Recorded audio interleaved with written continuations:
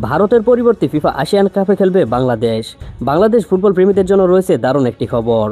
Bharat FIFA Asian cup 2026 থেকে নিজেদের নাম প্রত্যাহার করার পর তাদের জায়গায় বাংলাদেশকে আমন্ত্রণ জানানো হয়েছে, আর বাংলাদেশ এই আমন্ত্রণ গ্রহণ করেছে। ফলে প্রথমবারের মতন আয়োজিত হতে যাওয়া ফিফা এশিয়ান কাপের প্রিমিয়ার ডিভিশনে খেলবে বাংলাদেশ। একই প্রশ্ন, এই টুর্নামেন্টে বাংলাদেশের প্রতিপক্ষ কারা? বাংলাদেশ খেলবে গ্রুপ এতে, আর এই গ্রুপে বাংলাদেশের সঙ্গে রয়েছে তিনটি শক্তিশালী দল, যেমন ইন্দোনেশিয়া, মালয়েশিয়া এবং সিঙ্গাপুর। অর্থাৎ গ্রুপ পর্বে বাংলাদেশের সামনে থাকবে মোট তিনটি ম্যাচ, ইন্দোনেশিয়া, মালয়েশিয়া এবং সিঙ্গাপুরের বিপক্ষে।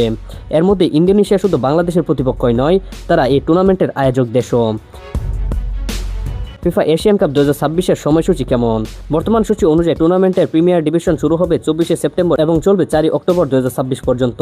সবচেয়ে গুরুত্বপূর্ণ বিষয় হলো বাংলাদেশের গ্রুপ পর্বের ম্যাচগুলো ইন্দোনেশিয়াতেই অনুষ্ঠিত হবে। অর্থাৎ বাংলাদেশকে মালয়েশিয়া বা সিঙ্গাপুরে গিয়ে এই টুর্নামেন্টের গ্রুপ ম্যাচ খেলতে হবে না।